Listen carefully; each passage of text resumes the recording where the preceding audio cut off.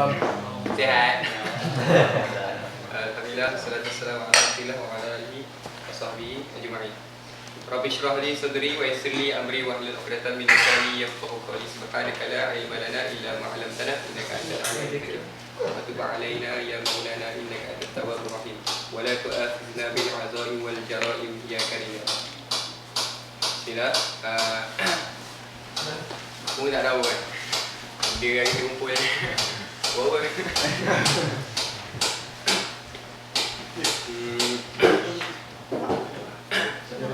aku macam ni. Aku tadi datang kabin ni, aku dah start senyap. Aku macam macam mana rasa, dia ada rasa macam rasa bersalah. Ke tak rasa bersalah? Sebab aku nak berak je. Ya, aku salah sebab aku tengok mewah sangat. Aku tengok mewah sangat. Aku jejak tengok awak sangat. Boleh je. Sebab apa aku terfikir sebab rasa sangat-sangat ni bahaya kan. Sebab apa Allah kata Zuyina linnas hubbush syahwat. Setiap perkara yang Allah jadikan kat dunia ni adalah hiasan. Zuyina li untuk annas. Manusia siapa? Siapa manusia? Asfar seorang. Betul tak tu? Manusia kan? Okay. Jadi syukur lah kita kan. Sebab apa kalau fikir kan, orang-orang kat Syria kan, orang kat Gaza kan, baru-baru ni banjir kan. Apa banjir, lepas tu salji lah pula tiba-tiba kan. Lepas tu orang main tembak-tembak kan. Bayangkan lah. Dah aku sejuk kan. Dan sweater pun tak ada kan. Lepas tu orang main tembak-tembak. Tak kasih dia kan. So kita bersyukur kan. Bersyukur sebab apa kita dapat kumpul hari ni kan. Secara berkumpulan kan. Selalu kita dapat dengar, mungkin dengar kuliah kat YouTube kan. Seorang-seorang. Okay ni best kan. Ni kita dapat berkumpul kan. Dapat solat jemaah kan. Kita dapat apa? Baca maksurat kan. Ke korang dah biasa baca kan. Aku tak baca kan. Tadi baru bulan je kan.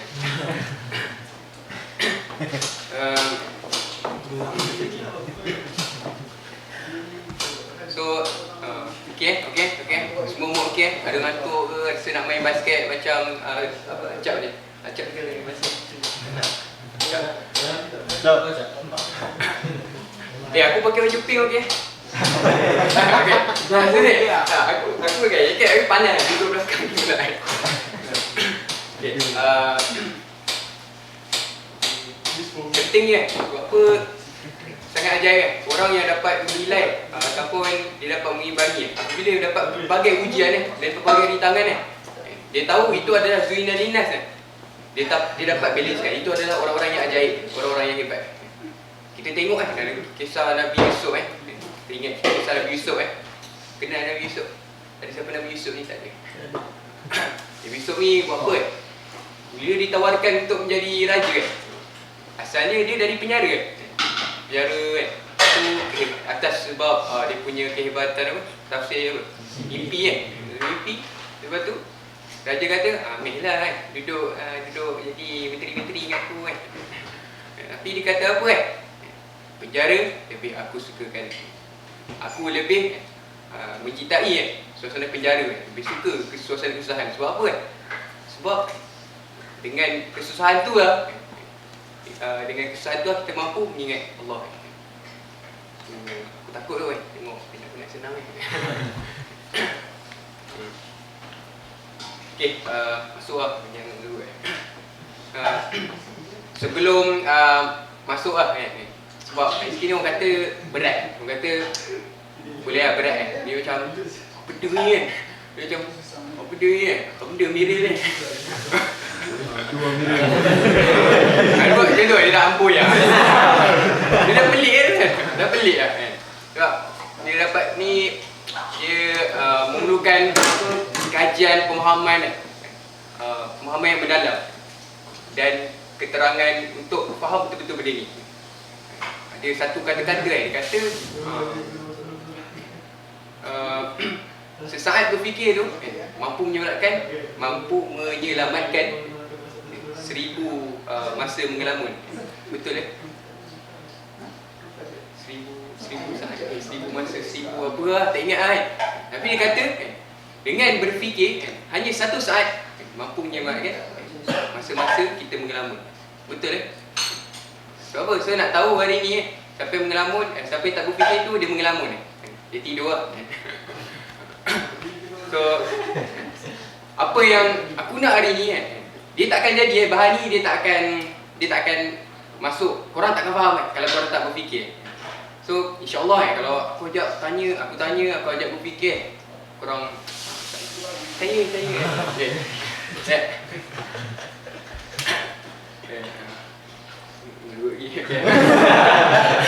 tak boleh lah.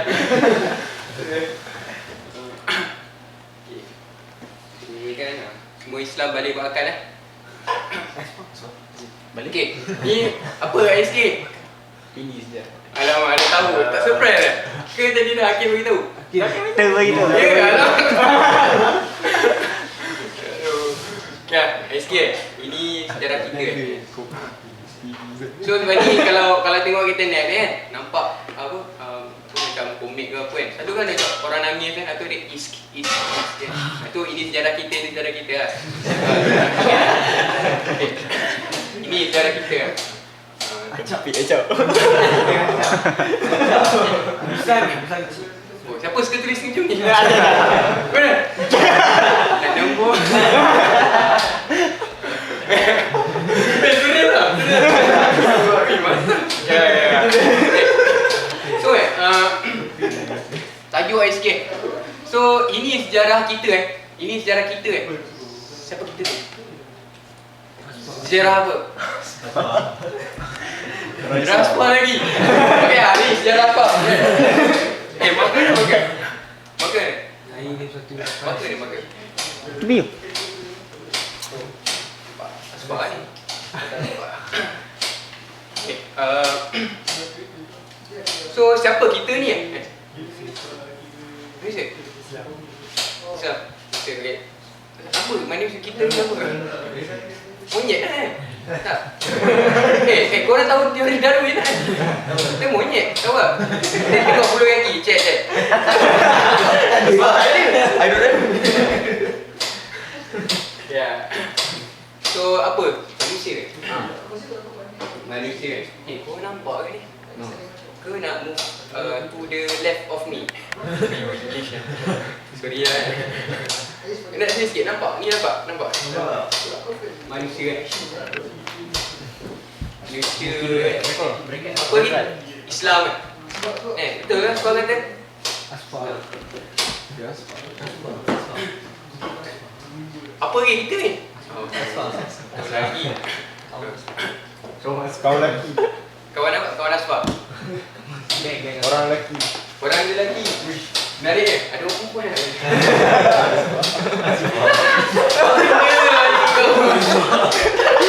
Lelaki mas. Oh lelaki Lelaki maskulin. Biasa lebih malam ni lah apa? Siapa kita ni? Yoi.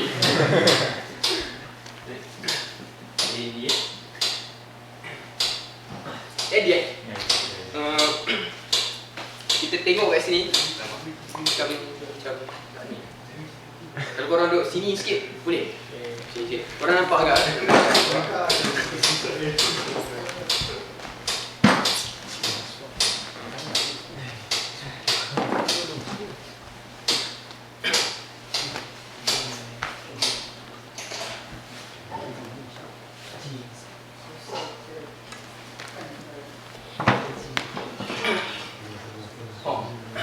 Okey, manusia kan. Betul lah kita manusia kan. Dia boleh jadi apa-apa kan siapa kita kan. Kita ni orang yang pakai baju, orang yang pakai spek kan. Pakai baju pink dan sebagainya kan. Kita Islam. Betul ke kita Islam? Apa tak yakin? Ya Allah. Aku yang siapa ni? Cakap ini cara kita tak ngaku. Islam ni. Ya Allah. Okey lah. Orang lelaki betul? Kuliah lah. Budak Bendi. Dan Bendi ni kata student lah. Student lah. Kalau kita tengok sini mana raja yang paling besar yang beli kopi semua? Malaysia kan? Malaysia. Kita tengok di Malaysia. Ini yang paling besar kan? Malaysia kan? Ini adalah apa kita kan? Apa kita? Kita betul manusia, kita bukan monyet kan? Kita dah jelas kan? Tapi apa kita ni? Ciri-ciri apa ni? Dah satu je. Terima kasih. So, bila kita tahu kan benda-benda ni kan, dan sini pun tak ada orang Cina. Orang Cina. Nah. Kita ni tengok, kita juga lah Melayu kan. Apa ni? Apa ni? Ni je ke yang selama ni kau tahu pasal diri kau? Remaja. Malaysia. Remaja kan? Remaja apa? Aku tulis ni Malaysia ni. Malaysia kan? Dah. Perak.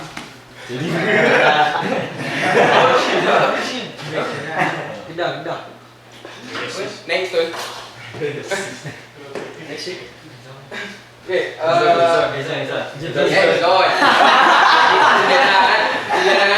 Okay. So kan, kalau kita tengok kan, okay, yang mana yang betul-betul yang almost kita, okay, kita ambil kita kan, almost semua yang ada kat sini kan, yang mana yang sangat betul-betul berkaitan yang serius yang kita. Kita tengok kat sini Islam kan. Orang lelaki, lelaki perempuan Islam boleh lah kan. Muslim boleh lah kan. Budak beli student Melayu kan, remaja Malaysia. Sekarang kan, kita tengok semua ni kan, sekarang kita susun ni. Kita susun kan, mana satu kan kita punya priority. Bisa. Mana korang tahu jawapan ni? Skema ke? Islam kan? Kita cakap senang kan? Islam kan? Tapi Islam yang bagaimana? Islam yang bagaimana kan? Semangat ni! Dah tua ke? Aku sakit perut lah. Apa ke? Islam yang bagaimana kita cakap ni? Islam sebenar bagaimana? Iman ni. Solat awak tu Islam. Solat yang tu kafir lah. Tadi lambat tu kan? Oi.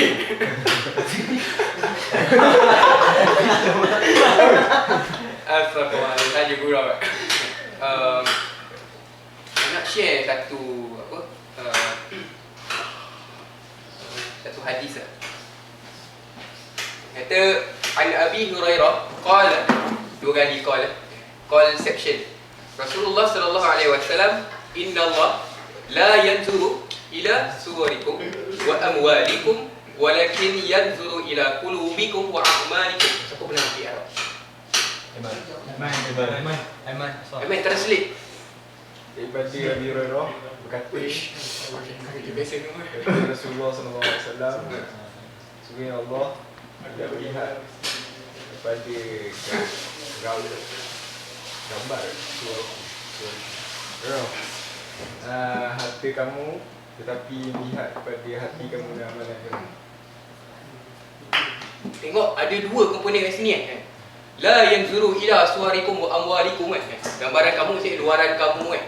Wa amwalikum, harta-harta kamu luaran lah kan. Walakin yanzuru ila qulubikum wa a'malikum. Qulubikum wa a'malikum. Hati, amal. Nampak ke? Nampak ke? Hati dengan amal ni tak nampak. Ini benda-benda yang dalaman. Maksudnya hadis ni yang diriwayatkan oleh Abu Hurairah, betul ke? Yang mana Rasulullah sallallahu alaihi wasallam bersabda, apa penting kat sini adalah qulubikum wa a'malikum. Qulubikum wa a'malikum. Bukanlah Allah tengok la yanzur ila suwarikum. Tak tengok pun kan. Baju kuning, baju pink kan. Korang lagi judge aku kan. Ambil tau. Baju oren kan. Duit banyak ke kan. Hebat kan. Kaya dan sebagainya kan. Tapi yang penting adalah hati dan amal. Amal. Jadi kita relate kat sini kan.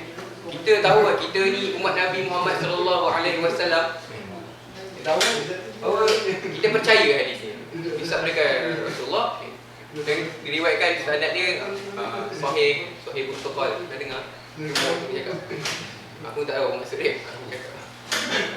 Okey. Jadi tengok sini kat mana kat sini yang utama ni sebenarnya. Yang mana yang menyusun priority kita ni? Islam. Kita ambil lah, buang ni kan. Remaja kan.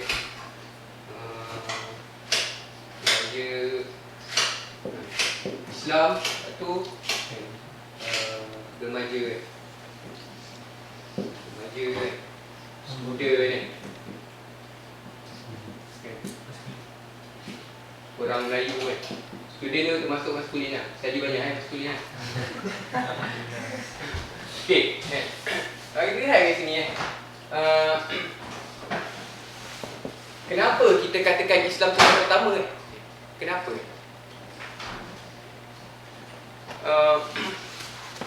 Kalau kita tengok betul-betul hadis ni, tengok hadis ni dia kata qulu bikum a'malikum. Kenapa ada wa? Kenapa ada qulu bikum a'malikum? Kenapa tak qulu bikum je? Nak tahu contoh? Orang yang dia hati yang baik Dia hati yang baik tapi dia tak ada amal. Tahu contoh dia apa? Siapa boleh bagi? Kafir yang baik kan. Tapi tu memang dah jelas kafir. Ni cara pula kita nampak je dia ni baik kan. Semayang Semayang dia semayang niat dalam hati kan. Kata tak pergi semayang Jumaat sebab apa? Niat hati kan. Amal dia tak betul kan. Ayah pen kan. Pernah dengar? Ada siapa ikut ayah pen? Contoh dia hati dia baik kan. Tapi amal dia bukan amal yang sebenar kan. Tengok pula kan. Macam mana pula kalau hati tak baik kan. Amal dia betul. Dia kata apa kan. Orang ni kata apa kan. Aku semayang kan. Tak bunyi aku jahat. Ada pula orang lain kan kata aku tak semayang. Itu tak menunjukkan aku iman lemah. Betul.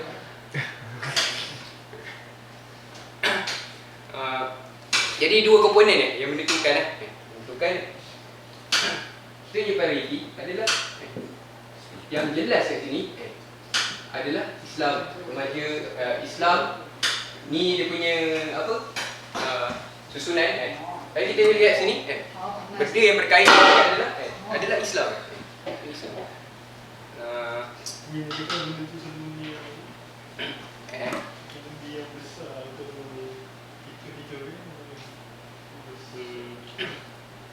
Jadi bila kita tahu Islam yang paling tinggi jadi persoalan yang sama timbul lah. Islam yang bagaimana? Maksudnya kita kata Islam sebenarnya Islam paling tinggi kalau betul. Maksudnya dia menaung semua benda kan. Segala benda dia semua kan. Islam ni yang paling atas kan. Islam itulah bangsa. Islam itulah yang utama. Islam itulah yang tujuan dia kan. Sepatutnya. Tapi adakah kalau betul lah kita kata Islam paling utama kan. Tapi pada yang sama kita menjadikan benda-benda ni yang lebih utama daripada Islam. So apa sebenarnya prioriti kita ni? Apa sebenarnya prioriti kita? Apa sebenarnya kita letakkan ni? Dia jadi persoalan.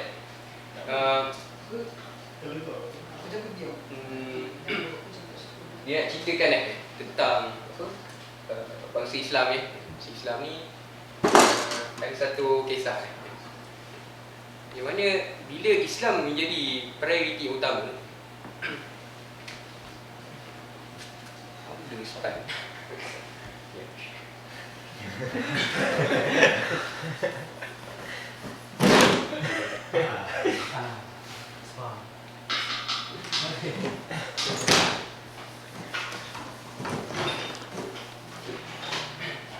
Jadi dikatakan Islam ni prioriti utama aku nak tunjuk satu contoh lah. Contoh satu kisah di mana tahu Perang Badar. Perang Badar ni antara siapa? Orang Islam dengan kafir Mekah kan, orang musyrik Mekah kan, orang tak terima Islam kan. Okey, kita kata macam tu kan. Jadi perang Badar ni dia berlaku sebab orang Islam kan, itu orang-orang muhajirin kan, kita panggil orang yang berhijrah kan. Orang berhijrah dari Mekah pergi ke Madinah kan. Kemudian disambut oleh orang-orang Madinah kan, orang Ansar kan. Kemudian diorang dah bersaudara dah apa semua kan. Tiba diorang dapat satu berita kan. Ada orang datang dia kata kan, korang tahu tak kan? Abu Sufyan ni jahat kan. Abu Sufyan kan dah jual lah harta-harta korang tu yang korang tinggalkan dulu kan, diorang tinggalkan harta-harta diorang kan dekat Mekah. Jadi dia kata kau tahu Abu Sufyan dah ambil harta korang kat Mekah semua tu, pergi jual kan. Pergi jual habis kan. Habis kan. Lepas tu diorang ni fikir nak fikir harta diorang kan. Kenapa dia buat itu kan? Jadi itulah yang tercetusnya perang Badar tu kan. Diorang nak pergi ambil balik diorang punya diorang punya barang-barang. Masa tu diorang nak ambil barang-barang orang musyrik Mekah kan. Abu Sufyan, diketuai oleh Abu Sufyan, dia ambil harta-harta semua tu, dia nak pergi ke Syam kan, nak pergi berniaga. Jadi orang Islam yang tahu kan, yang bawa berita ni pun orang yang buat Dajjal, tahu kan? Dia buat berita yang pergi lah, ni harta korang ni, kenapa kau tak pergi ambil kan? Jadi diorang pun pergi kan, pergi ambil harta diorang. Jadi berlakulah di Telaga Badar. Itu cerita dia. Apa cerita apa ni? Apa Islam piety dia? Apa yang menunjukkan? Jadi lepas perang Badar tu, siapa yang menang? Kita tahu kan, kita tahu Islam kan. Tapi adakah kita tahu apa yang berlaku lagi dalam kemenangan tu kan? Selepas umat Islam dah menang, dah dapat tawan kan, dah dapat apa? Dah dapat tawan perang, dapat apa? Ghanimah semua kan. Jadi adalah satu kisah yang famous ni. Mana tawanan A tu sahabat B, sahabat C. Okey, kenal ke A ni siapa? Ni aku kenal. A ni orang yang ditawan. Orang kafir tu lah. B ni orang yang menawan dia, yang bawa kan. C ni kawan. Ni Islam lah. Ni yang baik, ni yang telah ditawan tadi lah. Jadi apa yang berlaku Apa yang berlaku? B ni tawan kan. Kemudian diikat. Lepas tu tersiksa, ikat bukan ikat biasa kan. Ikat lah kan. Ikat macam kena bawa kan. Panas semua lagi kan. Lepas tu dan A ni adalah adik-beradik. A ni, B ni, seret A ni kan. Tiba-tiba A ni dah diikat apa semua. Tiba-tiba dia terjumpa adik dia. Kau adik aku kan. Abang adik kan. Apa dia kata? Tolong aku kan. Buka lah ikatan aku ni kan. Jadi apa C ni kata? C ni sahabat kan. Sahabat dia ni. Dia ni adik-beradik. Mana lagi kuat? Dia punya bond tu. Si adik-beradik. Si adik-beradik kan. Ya, orang ya. Ya. Bond adik-beradik lah. Bond adik-beradik mesti kuat kan. Tapi bila dia kata bukakanlah aku kan. Wahai adikku kan. Wahai abangku. Dia kata apa? Kuatkan lagi ikatan tu. Dia tu bukan adik aku pun. Dia tu bukan sebangsa aku pun. Sampai macam tu. Walaupun dia orang adik-beradik kan, tapi ikatan ni kan menyebabkan dia lagi, ikatan dia orang ni lagi kuat daripada ni. Kenapa kan? Kenapa? Ini yang menjawab kan. Inilah yang menjawab soalan tadi. Dapat ke tadi? Faham ke? Islam yang menjadi prediksi dia orang, yang menghubungkan darah dia orang, bukan talian adik-beradik dan sebagainya. Bukan nak suruh korang balik bunuh dia tak kan. Tapi nak cerita kat sini kan. Apa Islam tu yang menghubungkan dia orang. Bukan atas dasar adik-beradik semakin mati. Sebab tu kan kita tengok dalam ayat Quran, kebanyakannya kalau kita tengok kan, Allah ni suka sangat macam suka guna bila kata ujian. Jadi Allah akan beri contoh ujian, betul? Kalau kita tengok kan, ujian yang dibagi adalah dia ultimate punya ujian. Yang paling strongest, iaitu apa? Isteri dan anak-anak. Allah tak kata harta dulu. Allah kata Allah uji kan. Allah kata Allah uji kan. Allah bagi contoh kan adalah isteri dan anak-anak. Ujian yang utama. So kat sini yang menghubungkan diorang adalah kata Islam kan. Diorang sebangsa Islam.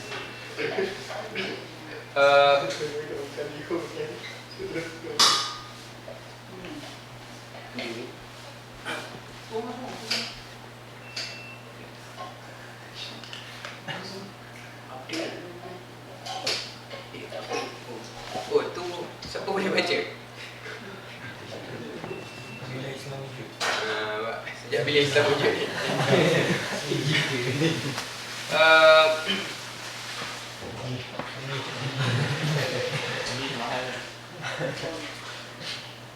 Jadi bila kita faham Islam adalah yang utama kan. Islam adalah yang utama. Yang menyatukan orang-orang adalah Islam tu. Yang menyatukan hati-hati antara kita, antara semua orang orang Muslim adalah Islam. Contoh orang ramai kita tengok Malaysia kata kita mari nak perjuangkan Melayu, kita mari kita nak perjuangkan India, kita mari nak perjuangkan Cina. Tapi apa pendapat korang tentang situasi macam tu? Betul ke apa yang diorang perjuangkan tu? Mana sebenarnya yang diletakkan dia punya priority? Kalau dia kata dia perjuangkan Melayu dan dia lahir sebagai seorang Melayu sebab apa? Mak ayah dia orang Melayu. Adakah sejak dia dalam kandungan lagi kata dia dah berasal aku nak jadi Melayu tak boleh nak jadi India atau Cina sebagainya? Tak boleh. Allah dah jadikan berpuak-puak. Allah ciptakan manusia ni berbangsa-bangsa, berpuak-puak untuk berkenalan dan bertakwa kepada Allah, kepada dia. Itu mak dia So apa yang kita kena priority kita ni? Tengok pusing dia apa priority dia? Apa yang sebenarnya kita kena banggakan ni? Apa yang banyak lagi yang tadi kita buat Adakah kita nak bangga dengan maskulin tu? Rasa bersalah dah. Penat aku gigi.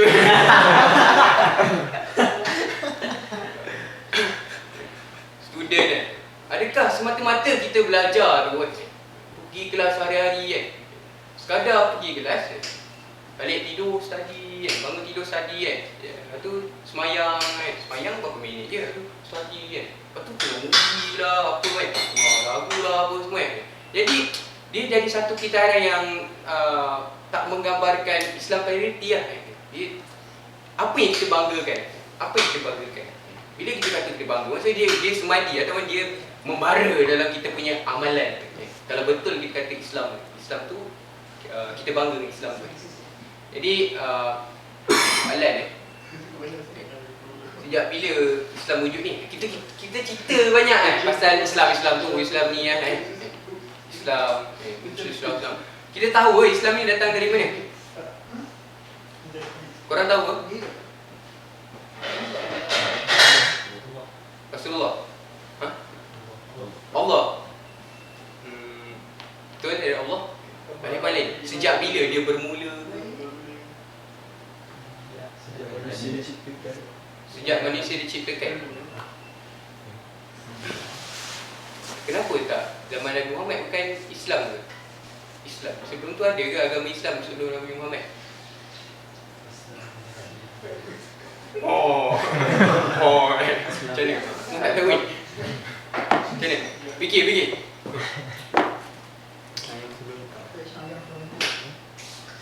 Kenapa dia ke Islam dulu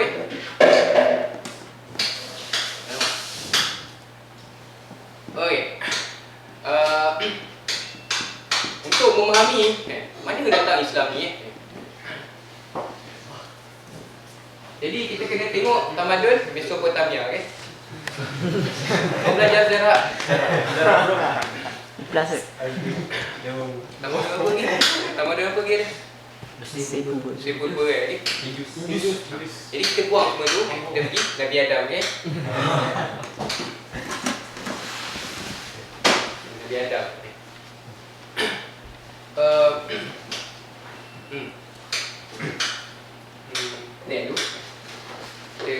dari segi masa kan.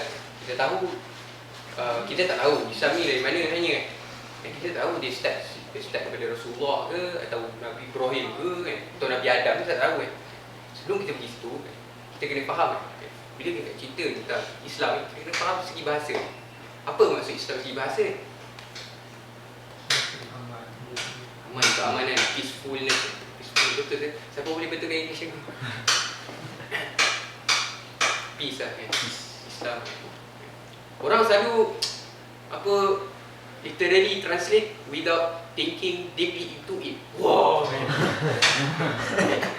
Sepatutnya bila dengar Islam kan, kita kena pergi root word dia. Root word dia. Ha? Islamic. Apa? Submit. Root word dia. Korang tahu tak? Macam contoh kan,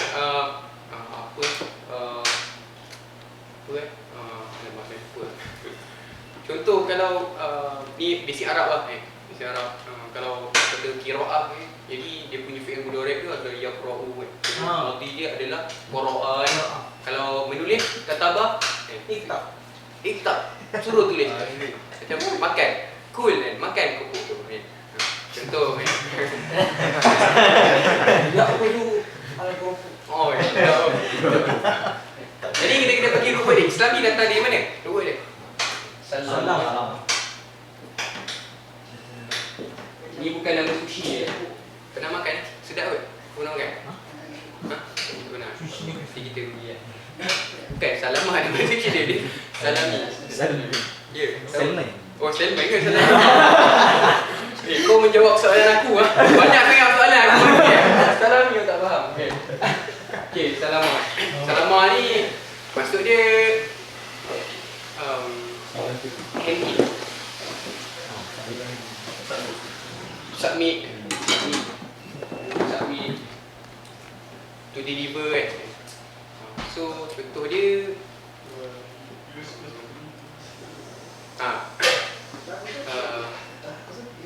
Dobby ask the freshmen to hand in their homework by 7 PM. Maksudnya apa? Dia menghantar, dia disuruh hantar. Maksudnya hand in, bagi. Adakah bila Dobby minta 10 page korang bagi 5 page je? Tak kisah, nuek lah. Korang kat Dobby rasanya.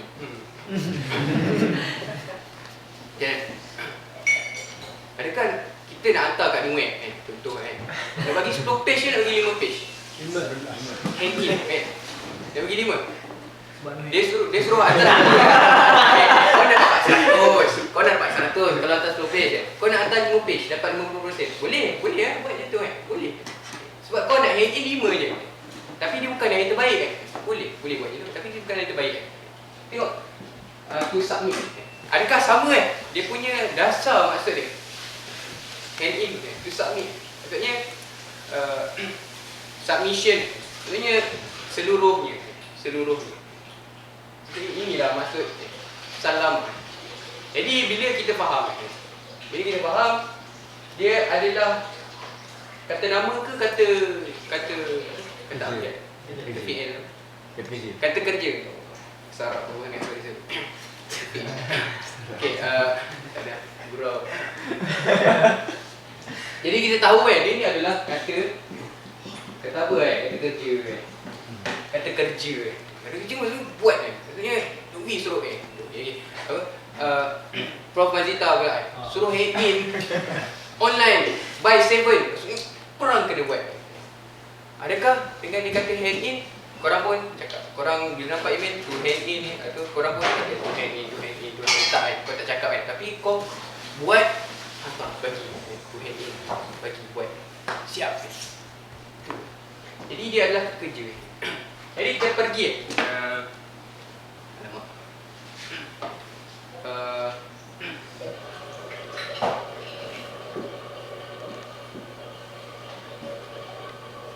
sabar dia nak faham ni dia sikit-sikit. Aku pun tak faham InsyaAllah lah cuba kita baik.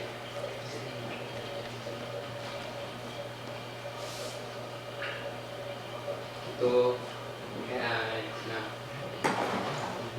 Syukur. ya, okey. Aku dah buruk betul. English sikit, kokoro.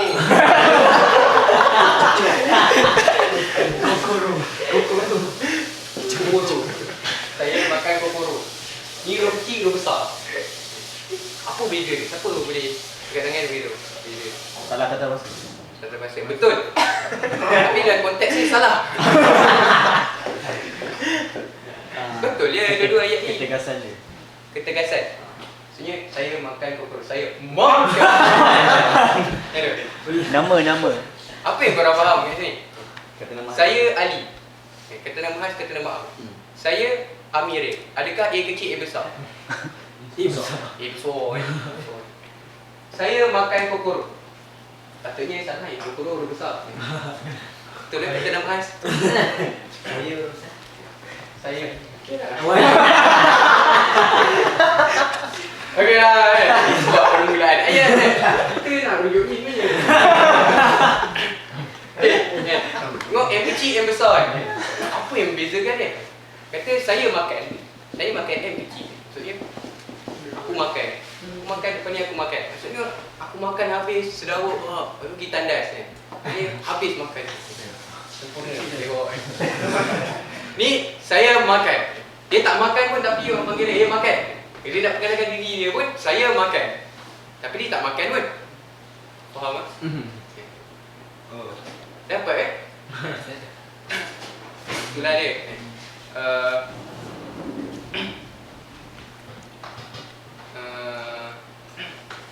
Jadi bila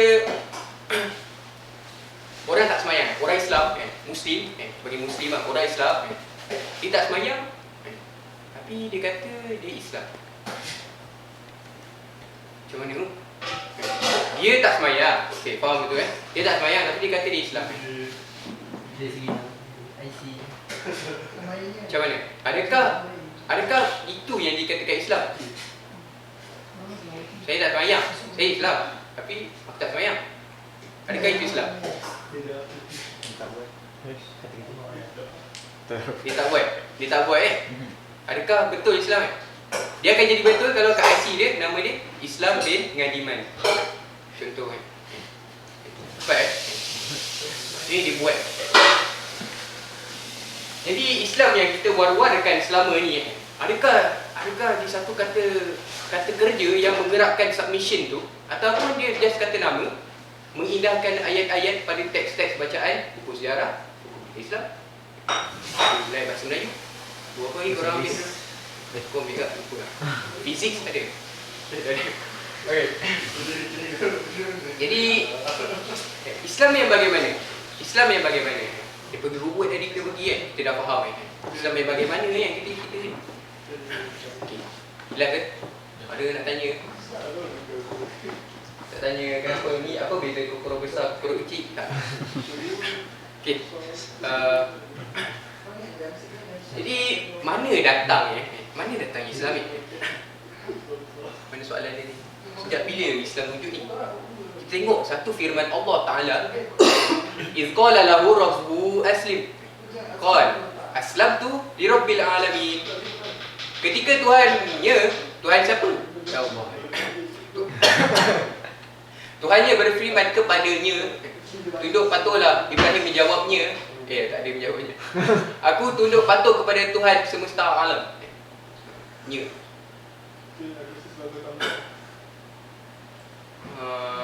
Wa wassa biha Ibrahim bani wa Yaqub ya bani ya innallaha astafa lakumuddin fala tamutunna illa wa antum muslim. Maksud dia, dan Ibrahim telah mewasiatkan ucapan itu. Ucapan apa?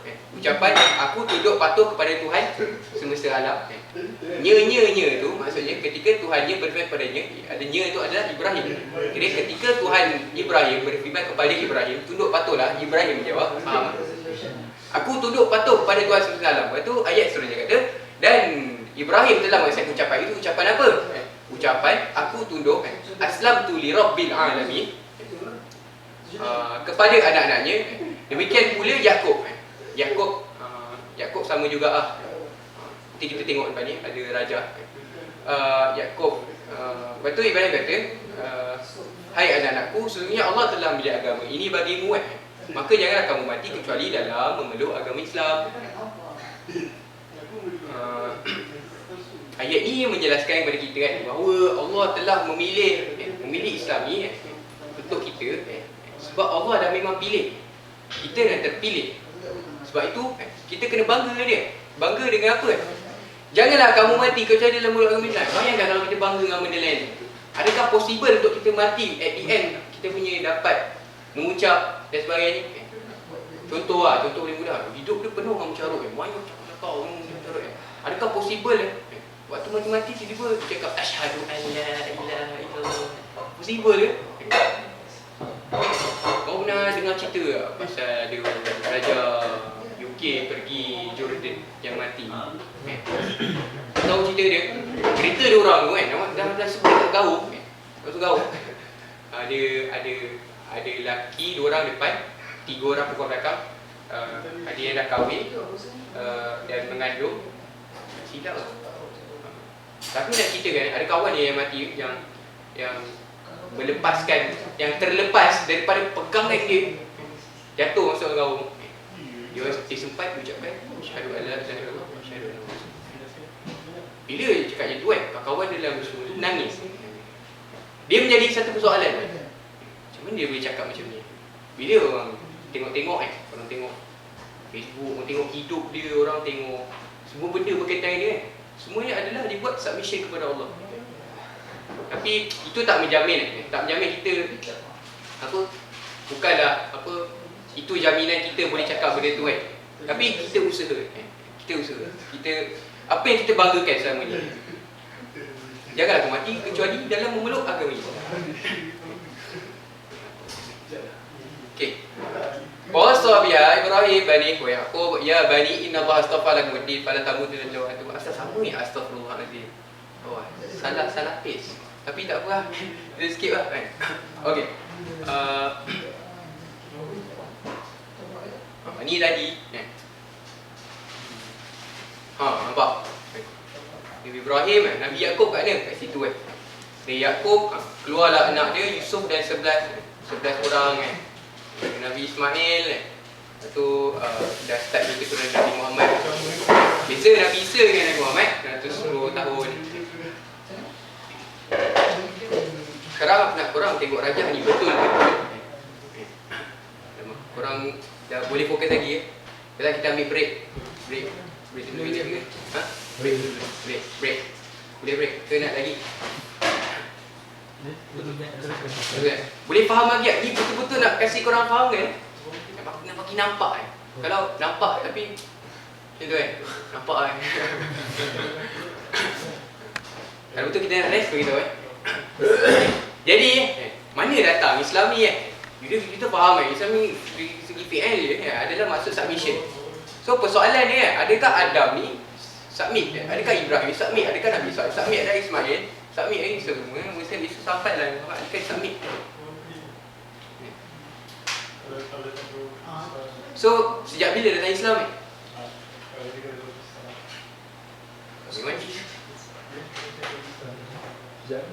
Ya, zaman Mesopotamia juga. Aku dah tunjuk cakap lagi. Jelas ke? Mana datang? Itu asal dia. Asal usul kita. Ini sejarah kita. Oh. Deep ke? Alamak, baru nak tanya. Aduh. Kenapa sejarah? Kenapa perlu sejarah? Okay, nak pendekkan cerita Nak pendekkan cerita dia Kenapa sejarah? Sebab apa? Allah telah bagi tahu kepada kita umat manusia, sejarah ni mempunyai satu kekuatan. Sejarah-sejarah yang ada ni, kenapa sejarah? Sebab apa sejarah ni ada kekuatan yang perlu kita tahu. Nak guna kita nak contohlah nak semayang lah, paling simple kita tak tahu nak semayang macam mana. Jadi kita rujuk kepada hadis Nabi, kama ra'aitumu usolli, contoh Jadi kita ada rujukan, itulah sejarah, maksudnya sirah Nabi tu sirtan Nabi, Nabi bersabda. Itu rujukan kita. Itu paksi kita, rujukan kita, reference kita. Okey. Jadi sebab apa Sebab Allah kata zaman-zaman lampau dulu itulah satu kekuatan. Jadi insya-Allah nak rest bagi tahu. Kita masuk okey. Ni nak perkenalkan satu hadis logam. Pernah dengar? Tak pernah dengar? Hadis logam ni logam lah. Korang belajar chemistry kan, senang. Kalau kau tengok apa pie chart, apa belakang? Periodic table, dah lupa, sorry. Junior. Astagfirullahaladzim, kurang. Ni, ada logam kan? Maksudnya, cuba baca.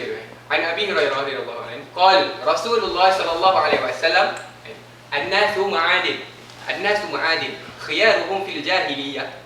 Khiyaruhum fil Islam. Idza faqih. Sahih Al-Bukhari. Jadi maksudnya manusia seperti logam, terpilihnya mereka semasa jahiliyah, terpilih juga mereka semasa Islam. Sekiranya mereka faham. Mereka takkan terpilih suatu jahiliyah tu. Mereka takkan terpilih suatu Islam daripada jahiliyah. Kalau tak ada elemen dapat dia komponen hadis ni, aku cerita komponen ni, pemahaman ni. Jadi contoh dia, contoh terdekat kita, okey tanya korang. Sahabat, siapa yang korang rasa paling jahat sekali? Tahu sahabat ni baik, tapi kita kena faham sahabat ni adalah manusia biasa. Manusia biasa ada kesilapan, tapi dia dibetulkan sebab itu zaman jahiliah dia. Dan dia juga selepas jahiliah dia convert Islam. Tapi just nak tanya je, itu pemahaman kita. Ni just nak tanya, korang rasa ni korang ni jahat. Apa perkara paling jahat yang pernah korang buat? Apa perkara paling jahat yang pernah korang buat? Aib kan?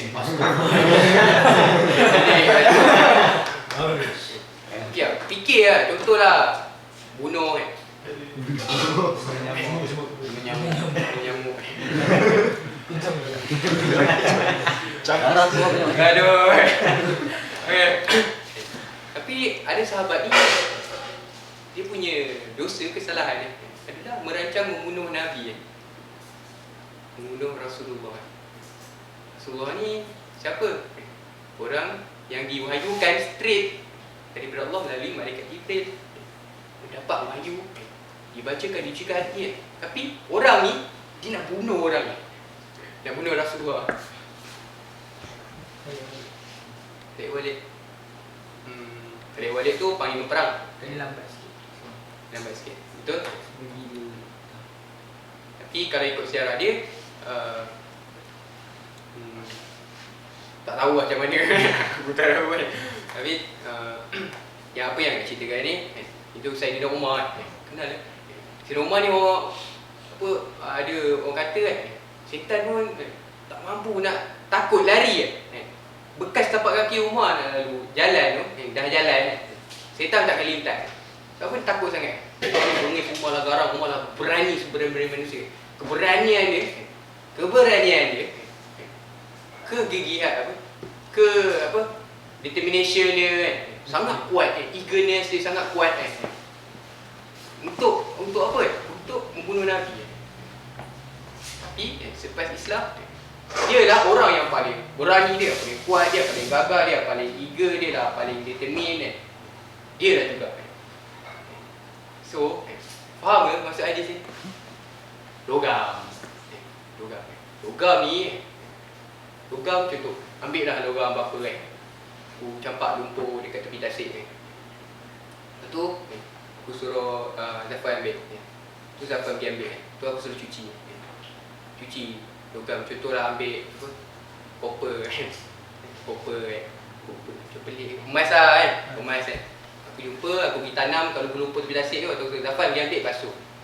Agaknya nampak dekat emas tu berubah selepas basuh. Emas juga ah, lepas dah basuh semua dah bersih dapat emas juga kan. Jadi sifat dia yang berkilau kan, sifat dia bersinar, sifat dia yang itu emas berharga. Sifat dia apa ni? Apa sifat emas? Contoh logam lah, sebagainya. Kalau nak ambil copper, mungkin dia boleh mengalihkan apa, elektrik kan? Betul lah, kau basuh pun kering kan? Boleh mengalihkan elektrik ke? Boleh. Itu karakteristik dia. Itulah yang dimaksudkan logam. Logam, ini hadis betul. Terpilihnya mereka semasa jahiliah kan? Manusia seperti logam kan? Terpilihnya mereka sajalah. Terpilih juga mereka semua Islam sekiranya mereka faham kan? Takkan dicuci kan?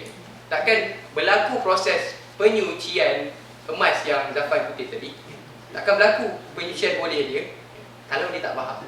Dia takkan buat tu kalau dia tak faham. Faham tak? Okey, dulu. Okey. Jadi bayangkanlah. Fikirkan.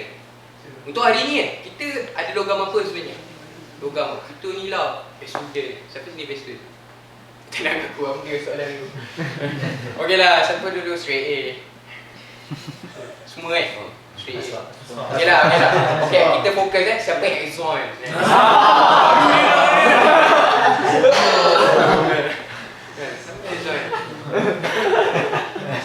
Ada English apa? Masuk Vanderbilt University. Where are you from? I'm from Vanderbilt. Dia punya slang kan? Faham betul kan? Okay. Jadi itu logam-logam yang kita ada.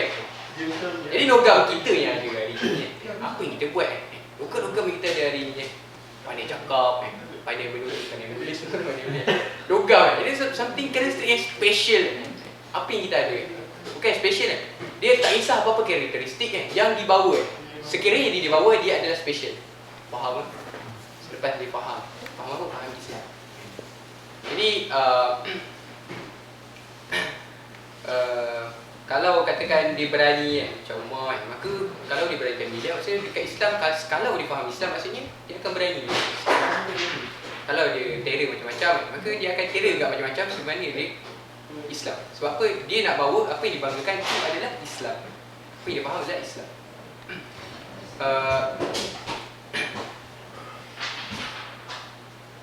Di tunjuk sikit ada artis. Kenal? Ha? Ni nama muda-muda aku. Duduk mana ni? Aku dah buka kan. Ni Menteri Luar Israel. Negara tak berstatus Israel, negara haram Israel. Ini Menteri Luar dia. Dia lah yang mengemuka. Macam mana ulang ni? Mengemuka ke? Okey. Plan pembukaan Palestin, pembukaan Israel di tanah Palestin. Okey. Gaza. Okey. Dia ni lah orang dia. Ini hebatlah orang dia. Hebat. Jadi dia kata buat nak jadi ceritanya dia ni dia buat plan tu dan dia buat secara open, public, dia buka kepada umum kan. Dia buat ketika dah kerja semua dan dia bagi tahu kepada orang umum. Jadi ini adalah satu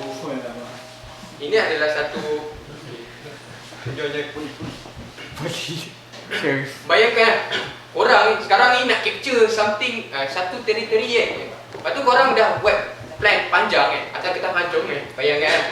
Lepas tu tiba-tiba nak bagi musuh yang dekat teritori tu. Possible tak? Tapi ini yang dibuat oleh dia. Apa dia buat? Dia open bagi semua orang baca. Jadi apa yang berlaku? Rakyat dia, rakyat Israel, orang Jew lah, Jewish time tu buat kerusuhan lah. Buat bantah kan, kritik kata, apa ni? Kau buat ini kan? Nama dia Moshe Dayan. Kalau kau buat macam ni kan, kau tahu lah ni.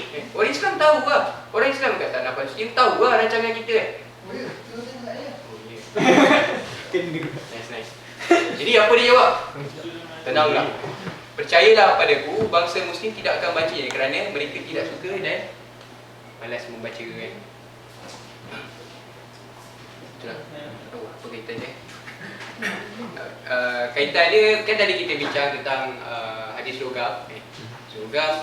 Jadi kita tengok orang-orang yang hebat macam ni kita tengok dia ada logam buat statement pintar macam ni dia faham tengok orang, dia tahu ke kondisi apa umat Islam maksudnya dia satu orang yang berfikir orang yang mengkaji, dia tahu dia pandai. Tapi logam dia apa? Logam dia benda ni, tapi apa dia punya kebanggaan adalah Jewish maksudnya bukan Islam. Maka dia jadi macam ni kalau komunis komunis orang nak join komunis kerana dia faham komunis, maka dia akan perjuangkan komunis tu. Kalau contoh apa siapa Farid Farid nak pergi snowboard contoh lah okay. Tak nak, tak best.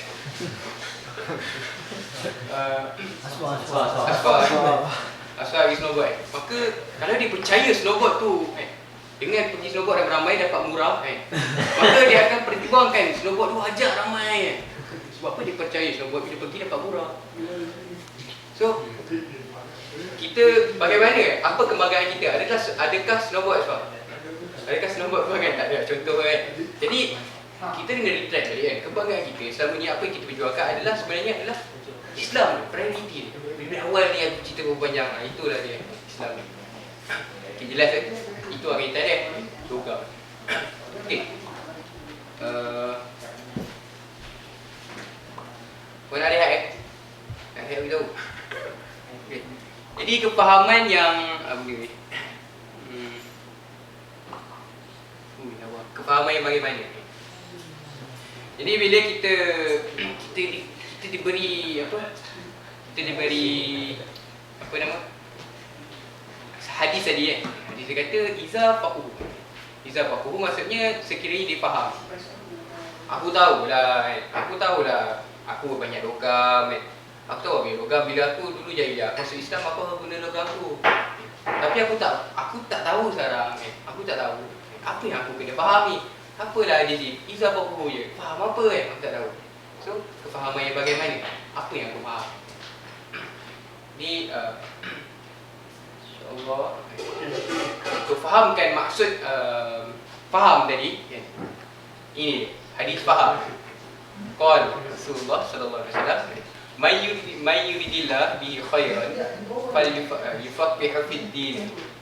Sesiapa yang Allah mahukan kebaikan darinya, Allah akan berikan kefahaman dalam ad-din. Ad-din ini cara hidup. Cari hidup apa? Cari hidup Islam.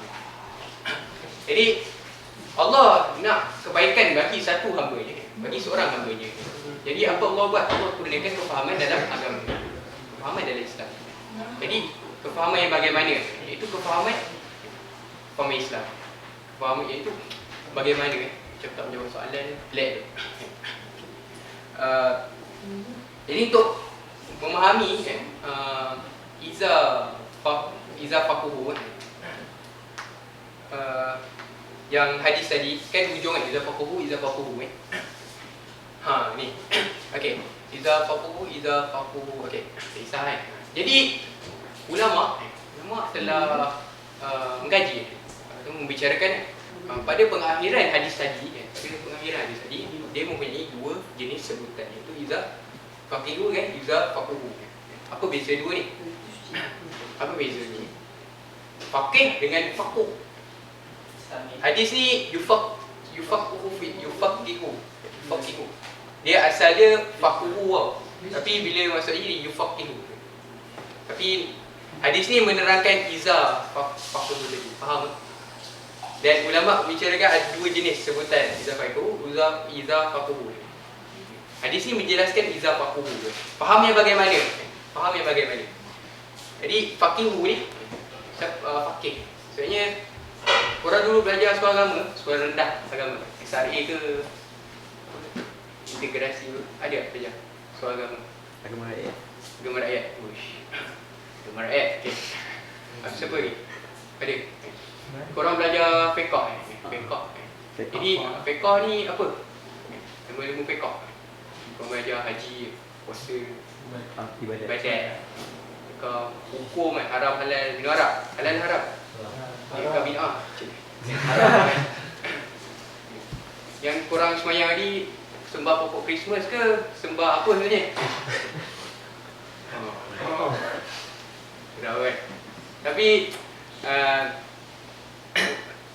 dia orang yang memahami ataupun menguasai ilmu fiqh ni kita panggil dia orang yang faqih. Orang faqih. Seorang yang faqih.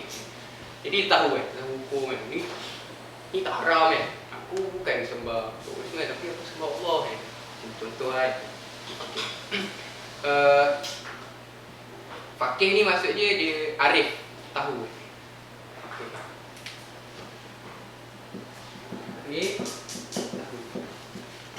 Dia tahu tahu. Makan babi. Halal ke haram? Haram, jelas. Sebab kita faqih. Dah cukup faqih boleh jadi ulama Okay. Jadi nak dicerita kat sini apa yang berlaku apa yang berlaku hari ni kita lihat ramai universiti malah di BNI sendiri dan di mana-mana universiti yang mengajar ilmu agama termasuk dah ilmu agama ni ilmu Islam ilmu Islam ni ada 3 iaitu akidah, fiqh, satu akhlak. Ini pembahagian ilmu Islam. Jadi ilmu Islam hari ni kita lihat wujud tak? Ada tak orang-orang yang bukan Islam tapi mengajar ilmu Islam? Wujud. Profesor Dr. Romney ini nama English ke? Gila. Boleh lah. Contoh lah Profesor John Bailey contoh lah ajar Islamic Studies. Tak, bukan itu contoh lah tapi wujud orang-orang macam tu tapi dia tak Islam. Dia boleh ajar tapi dia tak Islam pun. Perkara yang sama berlaku waktu zaman Nahluan. Apa yang berlaku itu rakyat-rakyat Malaysia yang menuntut, yang dihantar menuntut pelajaran, menyambung belajar ilmu agama, ilmu Islam, entah bina apa ke Universiti Al-Azhar. Jadi apa yang salahnya dalam cerita ni? Korang tengok gambar, korang boleh Google, buat research ke internet. Diorang semua ni tak boleh duduk. Tak jaga aurat lah kita katakan tak boleh duduk.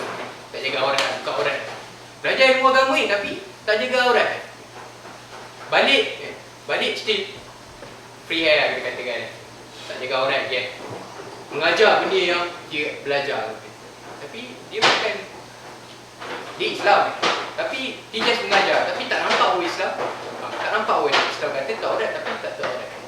Itu yang berlaku student-student kita yang balik dari Al-Azhar zaman 80-an. Nampak berapa betul zaman 80-an. Apa yang berlaku datang mulanya merempak cara pemakaian tudung sakin lah tak ada. Tudung apa? Tudung labu Tudung labu start 80-an. Dari mana student-student ni? Dari mana? Diorang semua agaknya dari mana? Diorang yang memperkenalkan 80-an start pakai tudung betul-betul. Diorang ni adalah dari kuliah, buat research, cari. Diorang ni bukan study Islamik diorang study engineering, finance, economics, business. Diorang tak study Islamik. Tapi yang bawa era pakai tudung secara betul pakai tudung maksudnya ke Malaysia saya tu student-student ni. Dia bukan budak-budak. Dia bukannya student-student yang Al-Azhar. Dia bukan, tapi dia ada universiti Stanford, universiti Liverpool, boleh doa. Jadi apa yang korang dapat relate daripada cerita ni? Apa yang korang dapat? Tahu versus faham. Tahu versus faham. Untuk tahu versus faham, satu video ni boleh ke? Ni 18 tahun ke atas. Tak serius. Dia violent. Boleh? Boleh? Apa? 18. Azhar maksudlah. Yang tak boleh tutup mata. Okay. Ya, ada speaker. Okay, speaker. Cuba. Ada.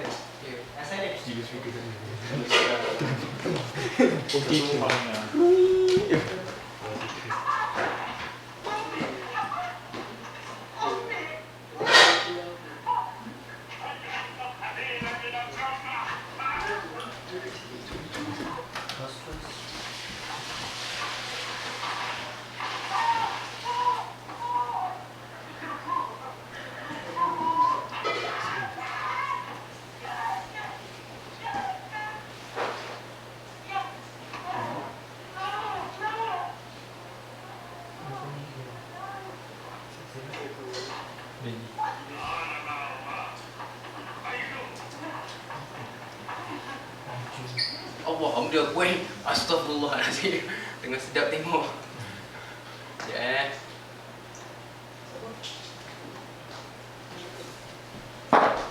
Aku tadi guna Apple produk ni. Selamat. Cocok.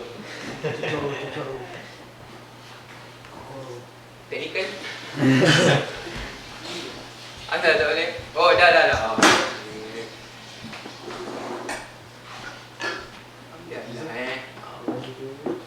Ni nak beli balik.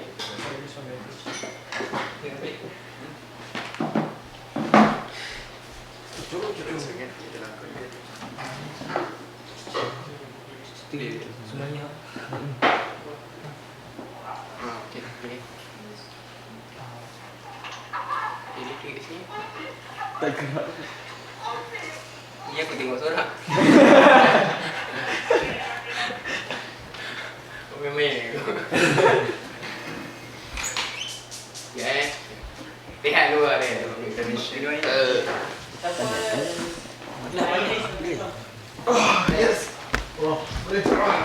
baik.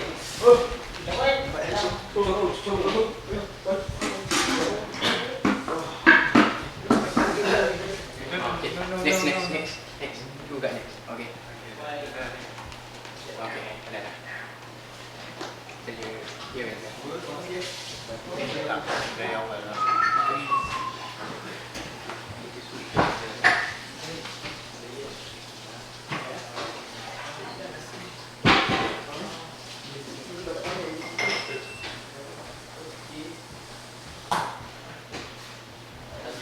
Dah.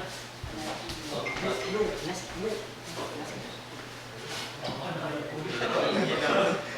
Ya, tapi dia dah empat. Lagi dalam dia punya ni. Dia empat lagi. Boleh lagi. Dia tu kan.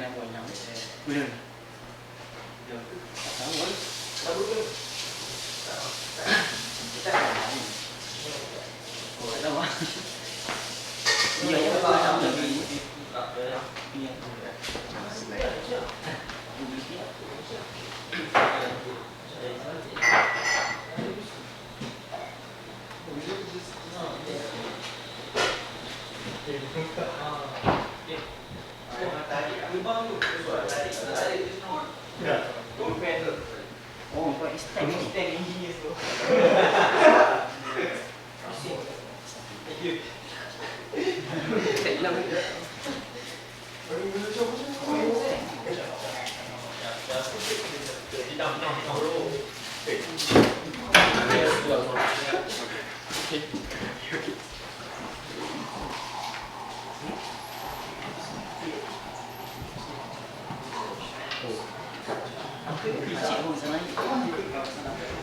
Jadi berhilang.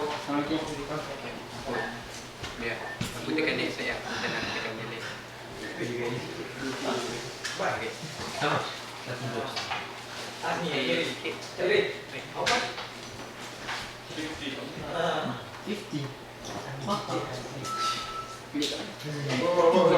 Balik semua. Oi.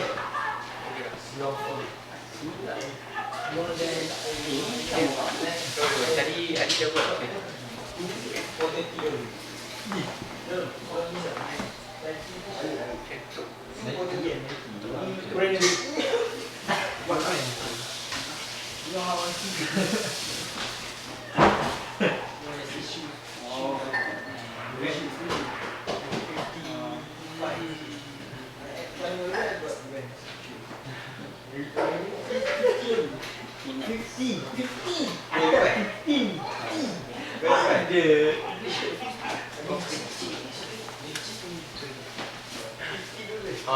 Siapa yang dah ambil air?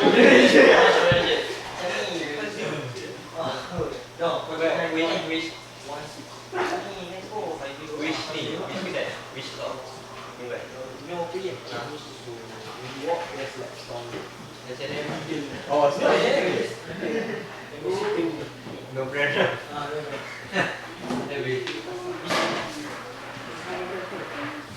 Mesti masalah easy tu. No.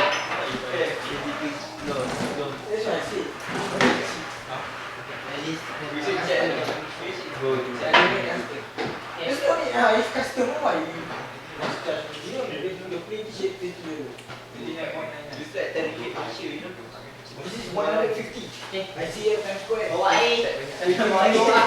Pasal malam pasal tak fikir.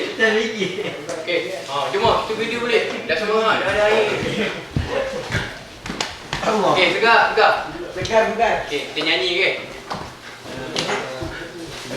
Nyanyi. Okey. Tengok sikit. Okey, boleh eh?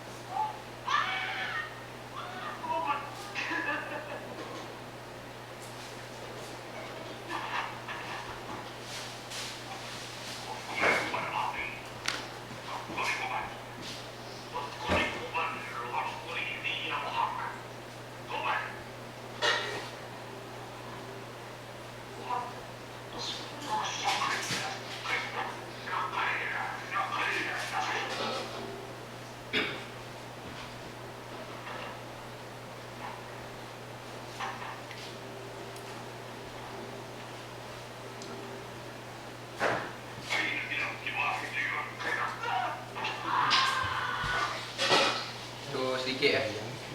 Jadi cerita ni sebenarnya siapa yang berjaya melihat ni dapat menyentuh hati dia kan. Sebenarnya tersentuh lah hati dia. Kita tengok kat sini kan, apa yang dibanggakan adalah kalimah ahad. La ilaha illallah Muhammadur Rasulullah. Umayyah tu itu Abu Jahal. Abu Jahal dia kata sebut Hubal Tuhan dia orang. Tuhan berhala lah. Sebut tapi dia tak. Walaupun dia tahu pandangan tajam tu mampu menembus dia punya jiwa ataupun perut dia yang menyebabkan dia mati, tapi dia sanggup mengutamakan kalimah dia. Inilah menjelaskan berbezanya orang yang betul-betul tahu dengan orang yang betul-betul faham. Kita tengok hari ni, tengok keluarga Ammar ni, Sumayyah. Agaknya time Sumayyah ni dah disyariatkan puasa. Wahyu Allah, ayat-ayat Allah dah lengkap betul, Quran dah turun sebuku macam kita ada sekarang, tapi tak nak baca kan. Macam tu lah. Contoh apa ekstrim lah. Macam ni?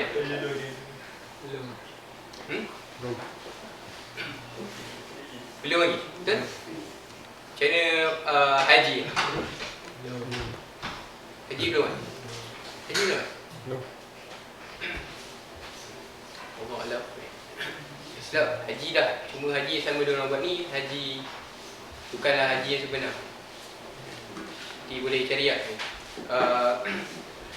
Macam mana pula solat? Solat dah disyariatkan lah. Selepas saya cakap mahu. Jadi diorang ni tak ada universiti pandai-pandai, tak pun belajar UK, tak belajar US, tak masuk Vanderbilt University kan. Tak rasa kira-kira tahap kejahilan dari segi ilmu diorang tu kan. Kita ni 9A kot, diorang ni tak ada 9A kot. Contoh lah, PMR baru ni tahu berapa Malaysia dapat meningkat lah. Dan ni adalah PMR yang terakhir di Malaysia tahu. Okay, aku ni nak cepat tapi okay, mana ni? Jadi nak dibandingkan dengan kita dengan diorang, dengan sahabat, para sahabat. Jadi kita ni selama ni adalah tahu ke faham? Diorang hanya tahu kalimah ahad. Itu waktu Ammar cerita dekat start diorang dapat Ammar cerita dekat Sumayyah dengan ayah dia. Dengan dia ceritakan Wadduha walail, dengan hanya surah Duha, dia ceritakan surah Duha saja. Sumayyah dengan suami dia dah kata ini ayat Allah. Dah boleh rasa, dah boleh faham. Dia tahu sikit je tapi boleh menyelami maksud pengabdian diri kepada Allah. Islam tu hanya tahu tu je. Tak ada dapat dari surah Al-Baqarah ke surah An-Nas baru barulah aku teksa lah aku kan macam-macam kan. Dia tahu tak, dia tahu sikit.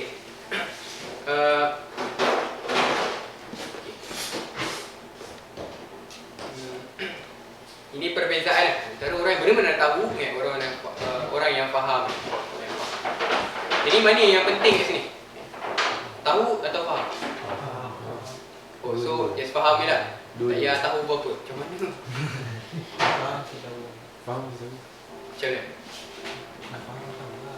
Faham tahu lah. Betul.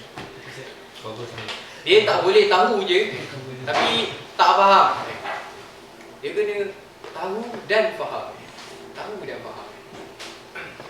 So nak faham bagaimana? Jadi diceritakan ni tentang pemahaman. Tentang pemahaman ni Allah ada ceritakan walaqad zara'na li jahannam katsiran minal jinni wal ins. Okey, pendek kan? Kita ambil renggan ayatnya. Okey. Aku jadikan isi neraka jahanam. Dalam neraka tu ada jin dengan manusia. Diorang ni ada hati je, tapi diorang tak faham ayat Allah. Diorang ada mata tapi diorang tak guna untuk lihat kekuasaan Allah. Diorang ada telinga tapi diorang buat pekak ke. Sebab apa diorang ni dengar, diorang tak guna untuk diorang buat pekak dengan ayat-ayat Allah. Dan Allah katakan diorang ni ulaika kal an'am. Dia ni macam binatang. Sebab apa binatang macam tu lah dia. Bahkan mereka lebih sesat dari binatang. Sebab apa Sebab dia dah ada akal, dah boleh ada kebolehan untuk tahu, untuk faham, tapi dia tak nak. Tahu binatang tak ada kebolehan untuk tahu, tak ada kebolehan untuk faham. Sebab tu dia orang ni lebih sesat. Mereka itulah humul ghafilun. Lalai masuk kau dalam neraka jahanam. Jadi Allah cerita kat sini pemahaman yang bagaimana? Pemahaman can be anything. Boleh jadi apa saja. Tapi pemahaman dengan approach apa? Iaitu pemahaman dengan ada telinga dengar, ada mata lihat, ada hati guna untuk faham ayat Allah. Faham apa? Faham ayat Allah. Faham bagaimana? Mulakan dengan fahamkan ayat-ayat Allah. Nak tahu Islam, tahu submission, mulakan dengan faham, gunakan kefahaman ability untuk faham tu dengan fahamkan ayat Allah. Itu yang jalankan ayat ni. Macam perempuan muda. Perempuan muda, contoh orang tengok apa, baca cerita-cerita Melayu yang cerita cinta kat Malaysia. Bagi contoh nama Ombak Rindu contoh lah Rindu ni korang tengok nangis oh nangis oh so sweet tak pun Ombak Rindu tak pun main piano tu lagu Semenjak Kau Ada horror dia aku dengar ni semacam betul Biasa je. berat. Jadi kita dapat menghayati benda tu tengok movie banyak-banyak kita boleh menghayati benda tu. Tapi bila sampai buku kalkulus, buku chemistry jadi tak nak. Ke korang ada macam tu? Baca buku chemistry H2O CO2 macam menyelami gila siapa ada? Sama. Kalkulus lah kan? X squared plus 2x plus 1 jadi graf. Oh, jadi graf ada macam tu? Tak. So apa novel movie semua tu sebab apa dia attack hati orang. Dia attack hati kita Dia attack hati dia tak attack otak Seperti mana kalkulus dengan chemistry contoh banyak lagi subjek lain Kerana dia attack kalkulus dengan chemistry, dia attack otak, dia attack tahu kita, dia tak attack faham kita. So macam mana nak bawa hati kita kepada kalkulus chemistry Macam mana Dia kena ada usaha. Kena betul-betul nak faham. Tapi kita dah faham prioriti kita sekarang ataupun ini sejarah kita, sejarah apa, sejarah Islam tu Jadi kita nak fahamkan ayat-ayat Allah. Adakah Quran yang kita ada hari ini sekadar baca-baca tak pun letak keluar rumah untuk halang setan? Betul ke? Letak ayat wah ni aku letak besar-besar lawa-lawa ni. Nanti setan besar-besar lawa-lawa tak ada datang So apa guna sebenarnya? Adakah sekadar untuk membuat air minuman apa? Air minuman apa? Yang baca-baca doa tu. So tu disibuk buat sebotol baca Al-Fatihah, lepas tu letak dekat water dam. Tahu water dam bahasa Melayu? Empangan besar Jadi dia berkata, aku baca Al-Fatihah ni, jadi aku akan masukkan Al-Fatihah dalam air ni, maka bila aku letak dekat water dam, dia akan bercambah Jadi dia akan tersebar. Jadi korang pergilah empangan kenyit. Korang harapkan semua orang minum air dari empangan tu nanti akan mendapat syafaat. Betul ke? Itu ke fahaman kita tentang ayat Allah? Adakah itu? Adakah itu yang dimaksudkan dengan faham dengan hati?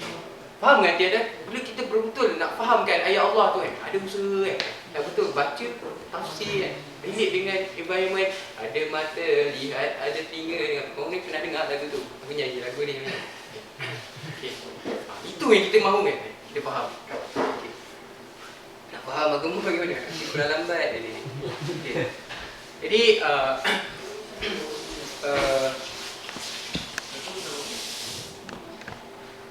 ni hadis hadis tentang hadis yang ke-6, hadis 40 Imam Nawawi kata jasad bahawa setiap jasad itu ada seketul daging. Bila kalau seketul daging tu baik, maka seluruh jasad akan jadi baik. Kalau seketul daging tu rosak, maka seluruh jasad tu rosak. Tahulah bahawa seketul daging itu adalah hati. Ini proof dia Nabi sendiri kata. So, soalan, apakah yang penting? Dia Kerjasama kan. Kerjasama apa? Kerjasama untuk membaiki hati dengan memahami ayat-ayat Allah. Okey. Termasuk seterusnya bila kita dah faham bahawa Al-Quran ni, ayat-ayat Allah ni mostly kenapa para sahabat boleh jadi sahabat macam Sumayyah dan sebagainya, banyak lagi kan kisah kan, korang pun tahu dah belajar dulu kan, cuma sekarang baru nak faham kan. Dulu tahu kan. Kenapa dia boleh jadi tu, kuat macam tu kan, boleh melaungkan kalimah ahad walaupun dia tak tahu benda pun. Apa dah sangat ahad tu, jamin ke syurga dengan laungkan kalimah ahad tu, dia pun tak tahu kan. Berbandingkan kita lagi tahu sebab apa, kita ada banyak tahu kan. Dah bagi Quran sebiji kan, dah tunjukkan bahawa kalau betul kita bersama Allah ni, Allah akan bantu kita, famayah hadillah khairan fa yafaqihu fi din semua kan. Macam tadi kan. So dia kita dah faham benda tu. Jadi Al-Quran ni adalah untuk attack hati. Jadi kita tahu para sahabat ni dia orang terima wahyu kan. Bila berlaku something, wahyu tu kan. Untuk attack hati dia orang, jiwa dia orang. Jadi sebab itu sejarah kita merujuk kepada era sahabat. Macam mana, sejak bila dakwah Rasulullah ni berkembang? Macam mana dengan apa inti dakwah Rasulullah apa yang menyebabkan Rasulullah semua jadi macam Rasulullah, sahabat-sahabat Rasulullah jadi macam tu kan. Jadi kita kena pergi sejarah ni. Kemudian okey. So sejarah ni dia adalah satu sunatullah. Betul. Korang faham ke sunatullah ni apa? Sunatullah tahu? Pokok Christmas ni sunatullah. Sunatullah. Okey, kita cuba lagi. Lampu ni sunatullah. Manusia buat dari apa? Dari nak buat lampu ni. Semua datang dari mana ni? Logam ni.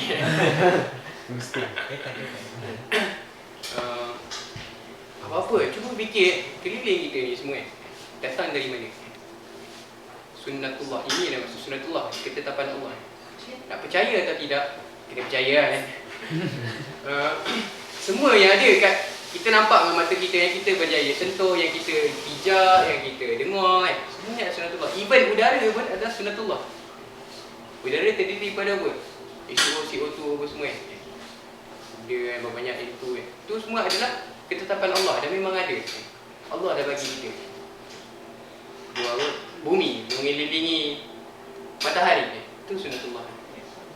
Kejadian hujan, sunnatullah.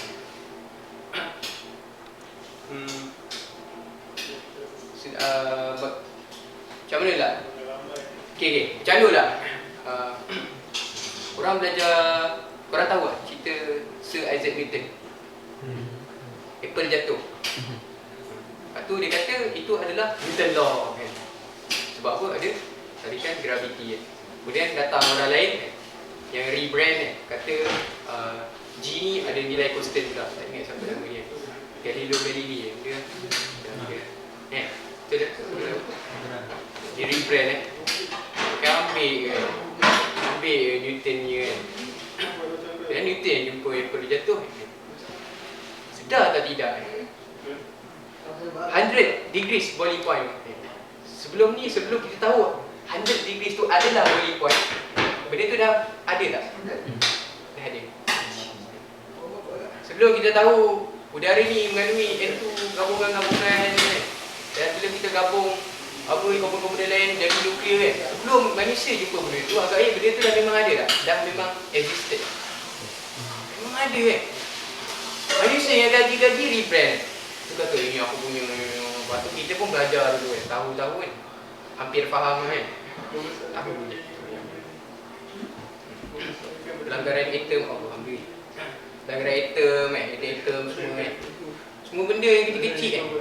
Embun dari pokok setiap pagi jatuh setiap tempat, semua ni dalam aturan Allah. Semua ada Allah. So sikit dia pusing-pusing sejarah ni dia.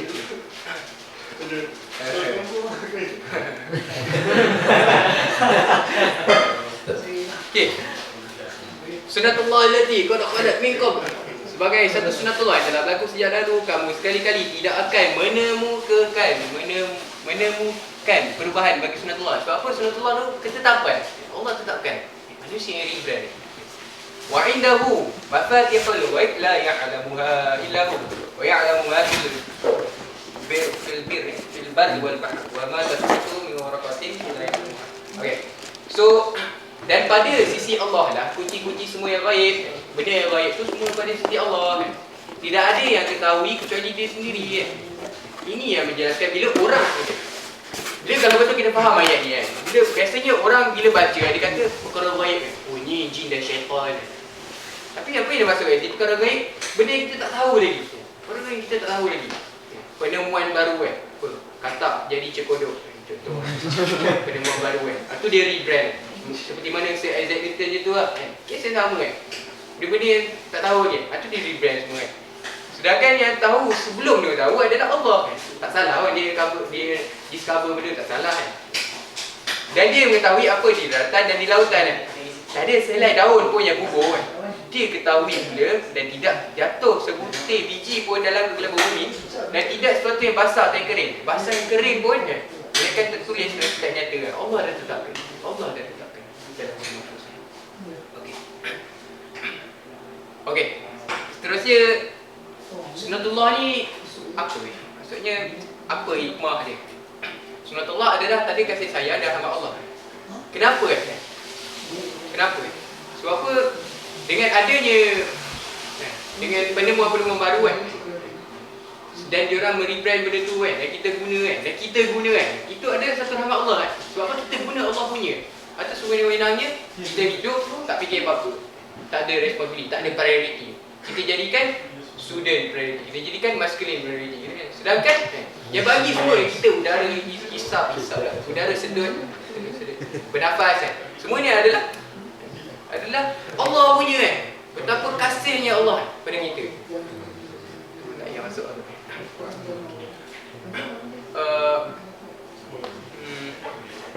kata Imam Al-Qasim Abu Qasim Al-Qasim Al-Junaid, sejarah merupakan salah satu tentera Allah yang kuatkan hati. Sejarah sunatullah, sejarah adalah satu sunatullah. Sebenarnya dia menguatkan hati. Dengan kita mengkaji sejarah dan kita faham ayat Allah, dia menguatkan hati. Sa'ad bin Abi Waqqas, satu sahabat, dia kata kami ceritakan kepada anak mereka Al-Maghazi sebagaimana kami ajarkan mereka Al-Quran. Dia tahu Al-Quran itu penting wahyu Allah. Tapi dia ajar juga Al-Maghazi. Siapa tahu Al-Maghazi ni? Tahu? Ada belum? Al-Maghazi ni adalah kisah-kisah perang. Kisah perang. Literally kan. Tapi maksudnya sirah Rasulullah. Sirah Rasulullah. Okey. Inilah. Laqad kana fi qasasihim ibrah li ulil albab. Pernah dengar ke Ahmad Albab? Tu silap sebenarnya. Tapi betul lah. Tu albab. Albab tu sebab alif lam bab. Albab. Maksudnya alida kan. Do albab. Tapi maksud ini di ulil albab kan. Bukan ni yang kita nak faham kan. Ulil albab. Jadi adalah orang-orang yang berfikir albab. Itu orang-orang yang punya akal berfikir. Al-Quran itu bukanlah cerita dibuat kan, tapi dia membenarkan kitab sebelumnya, menjelaskan segala sesuatu. Al-Quran yang menjelaskan semua benda yang selama ini semuanya ada dalam Al-Quran. Dan sebagai petunjuk dan rahmat bagi kaum beriman. Kaum yang beriman tu dikatakan satu kaum yang beriman tu adalah orang yang mengambil petunjuk dan rahmat daripada Al-Quran. Itu yang kata orang yang beriman. Sunatullah hanya akan berguna bagi siapa? Bagi orang yang beriman. Orang beriman yang ada akal, yang gunakan akalnya untuk berfikir untuk agama, untuk Allah. Penghambaan manusia Allah juga satu sunatullah. Ini bukti dia. Dan aku tidak berikan jin dan manusia melainkan supaya mereka mengabdi kepada aku. Sebab apa kan? Dulu kisah Adam korang dah tahu kisah Nabi Adam cakap macam benda Adam Nabi Adam semua dah tahu cerita kan. Apa syaitan pun suruh tunduk. Tapi syaitan tak nak. Malaikat pun kena tunduk juga. Jadi nak tunjuk kat sini bukanlah itu satu pengiktirafan kepada manusia tapi itu satu ujian kepada pada malaikat, kepada syaitan dan tunjukkan itu sedangkan malaikat dengan syaitan pun kena sembah Allah walaupun Allah bagi benda yang tak make sense. Bila kita baca Quran nampak benda pelik tak make sense. Bila kita contoh aku cakap benda ni tak make sense contoh tapi diorang apa sebab apa komponen utama dia adalah yang abu dia untuk apa? Aku suruh buat benda-benda yang kau rasa tak make sense ni sebab benda yang kau rasa tak make sense ni dalam pengetahuan kau tapi dalam pengetahuan aku dia adalah make sense sebab Allah Maha mengetahui. Laju sangat Okey, it's fine. Niat bodoh ni untuk mengabdi diri kepada guru. Adakah belajar itu mengabdikan diri? Study.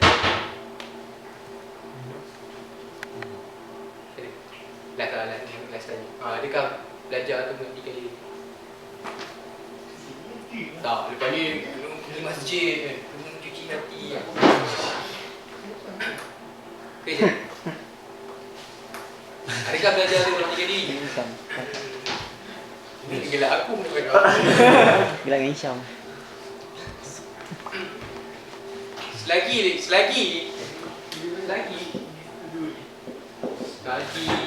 apa lagi benda lain kita buat tadi? Main game. Apa yang korang selalu buat? Biar dah. Itu Best. Tidur. Apa lagi? Apa itu? Makan. Ya. Makan apa? Makan. Apa lagi? Minum. Boleh lah, boleh lah. Snowboard. Buat.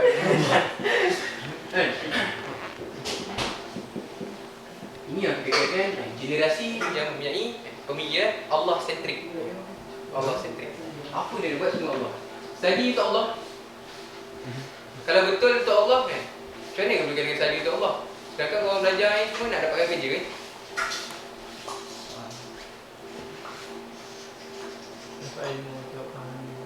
Macam mana? Sebab yang Allah. Kira selama ni belajar di ASL tu macam selama ni memang ini top. Belajar yang untuk Allah tiba-tiba dapat Rizwan ni.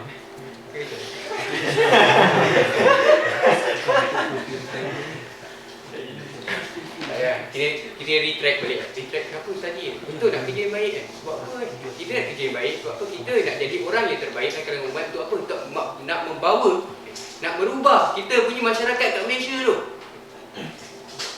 Masyarakat yang sangat kritikal kat Malaysia dan tempat-tempat lain lah. Tapi kita fokus di Malaysia, kita balik macam mana apa yang kita bawa dengan study kita? Maksudnya study kita mesti yang terbaik alat yang terbaik. Dia kata Allah mesti yang terbaik. Gym, macam mana pergi gym dia kata untuk Allah? Sihat tu badan. Sihat tu badan. Tapi yang maskala untuk Allah. Itu hanya kelebihan. Oh, itu side effect. Dia ada yang sama lah. Okay, tidur. Macam mana tidur untuk Allah Sihat. Tapi kalau tidur sehari tak semayang apa semua tu? Oh, tu tidur berlebihan. Sebelum tidur dia baca doa awak ingat Allah. Dia tidur sehari tak semayang dengan buat tu. Macam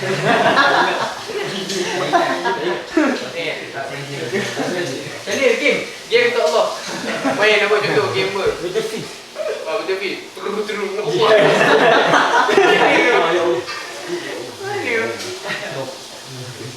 Ingat tadi hadis tadi Yelah, dulu bikum amalikum. Memang hati baik tapi amal dia tak kena. Mungkin dia boleh jadi amal kena hati nak kena pula. Itu lagi kesianan. Ni apa tadi? Aku ni aku tak faham. Makan. Ya, ni faham ni. Macam mana nak makan dan minum bukan untuk Allah? Bazir. Makan. Ya, bazir. Macam mana makan dan minum bukan untuk Allah? Bazir. Makan untuk kenyang. Makan untuk kenyang. Makan untuk tidur. Baca bismillah. Baca bismillah. Tidur. Makan untuk hidup. Macam mana tak baca bismillah kan? Baca bismillah tapi dia makan.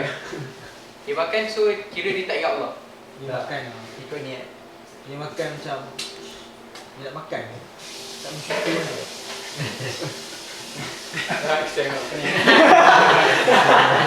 Snowboard. Lepas ni snowboard kita baca bismillah kan?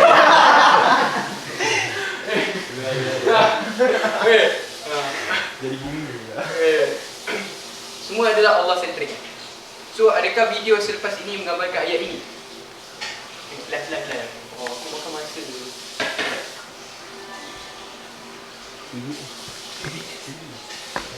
Apa ni? Silap. Astagfirullahaladzim.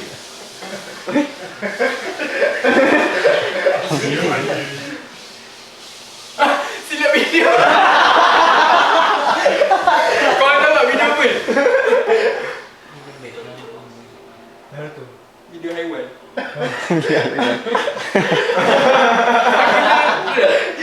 Salah folder lah. Salah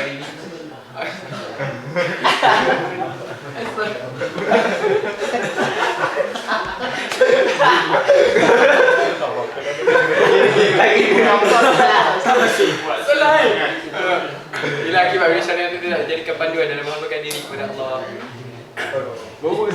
Dia nanti video apa? Alamak. Tak apa lah, nanti penutup nanti akhir video. Akhir aku tunjuk. Boleh? Boleh ingat ke apa video ni nak kaitkan dengan apa yang aku cerita ni? InsyaAllah. Kaitan sunatullah dengan video yang nanti akan. Nanti Hakim akan tanya balik soalan ke. Kalau Untuk lupa ingat, perbincangan. kalau aku lupa ingatkan lah. Ha? Kalau aku lupa ingat. Tak, aku akan lupa punya. Mata aku bagi kau. Okey. Alamak, kitaran hidup lah.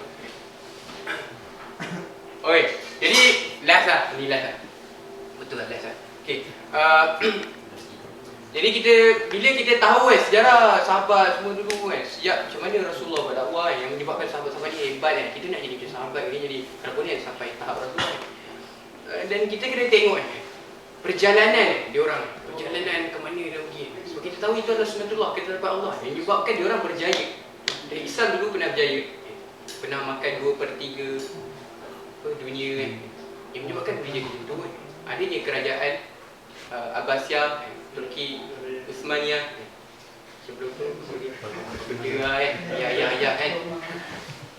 Dan kita kena lihat benda itu sebab apa, itulah satu ketetapan. Berlakunya benda era-era tu adalah asal dia adalah daripada sahabat-sahabat tadi. Jauh relation. Jauh relation. Tak. Sebab apa kau tak nampak lagi? Sebab nanti diorang cerita baru kau nampak. Orang lain akan teruskan dengan surat-surat lain yang akan lagi menarik lah. Kenapa? Jadi ni dah nak habis lah kan. Kita kena tahu sejarah kebangkitan. Sebab apa? Kita tahu formula ataupun sunnatullah Allah, formula daripada Allah. Kita kena tengok apa yang Allah letakkan dulu. Macam mana Islam dulu boleh menang Jadi sekarang ni korang rasa Islam menang Adakah kita ni macam semayang pun di shopping mall duduk kenapa pergi operi ni di barang untuk mak ayah semayang pun dekat bilik kenapa tak ada surau dekat Malaysia ada surau okey tu tapi kosong dekat US penuh fitting room jadi cerita kat sini kita kena lihat lah sunnatullah Allah. Jadi apa yang akan ceritakan selepas ni korang kena lebih semangat sebab nak tahu, nak faham sunnatullah apa ni apa ketetapan Allah yang pakai nak buat Islam ni gemilang balik. So kita kena tengok balik. Dia akan diceritakan dia akan sertakan bukti semua. Okey. Perlunya kepada pemahaman dalam perjalanan bagaimana Islam disebarkan. Jadi kita tahu kebangkitan-kebangkitan yang ada kegemilangan semua tu asalnya adalah sebab permulaan yang baik. Kita kena tengok apa yang Allah telah syariatkan kepada Rasulullah. Dapat ke?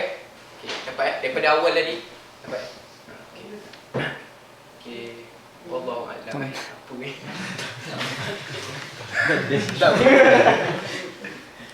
Dah tengok video yang mana tadi? Okey, wallahu a'lam. Minta maaf.